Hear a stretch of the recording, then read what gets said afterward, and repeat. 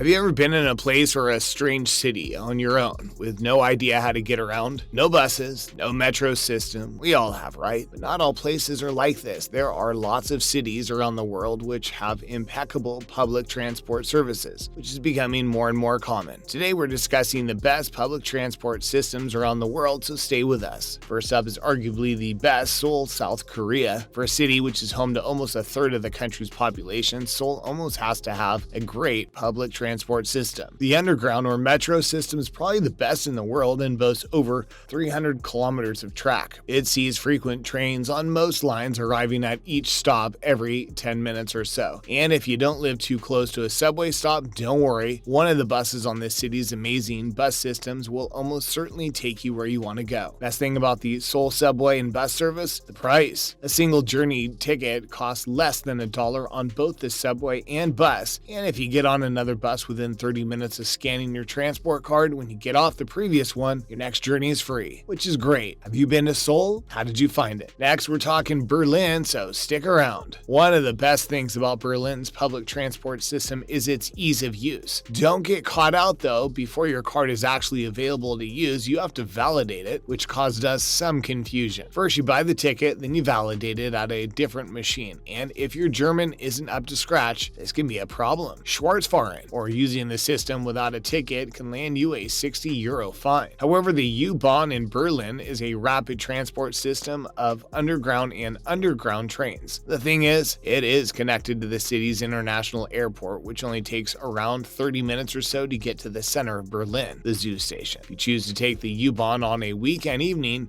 you can feel more like a pub than a train, but Germans are friendly enough and there is rarely any trouble. The U-Bahn is also connected to bigger regional trains. For example, if you want to head out to Sachsenhausen for a historical day trip, you just need to get to the main station, which is also serviced by the U-Bahn. Berlin is also served with a superb bus system, which will also take you anywhere you need to go in the city. Next up, we're heading back to Asia, Tokyo specifically. Great thing about Tokyo's public transport system is how relatively cheap it is compared to the city's taxis, which can border on extortionate. The Tokyo subway system is home to 9 lines serving the center and the greater Tokyo area, covering a whopping 195 kilometers of track and 179 stations. It's fair to say this network will take you close enough to anywhere you have to be in the Japanese capital. On average, 7.6 million passengers use the system every day, which is an insane amount of people. More than live in most cities in the world. A lot of the lines connect with other lines, so you don't even have to change a lot of the time. For ease of use, the subway system has an app in Japanese, Chinese, and English, which will help you get around greatly during your visit to the ancient city. Have you been to Tokyo yet? If not, why not? We're heading to Santiago, Chile next. Come with us. The Red Metropolitana de Movilidad system in Santiago is known as the most ambitious public transport reform ever in a developing nation. This is a massive achievement for Chile, as the standard of public transport in South America on the whole is not too great. The system, which was influenced by similar systems in Bogota and Curitiba, standardized bus routes and eliminated independent bus operators running thousands of multiple routes. The system is so advanced that it combines thousands of new and old bus routes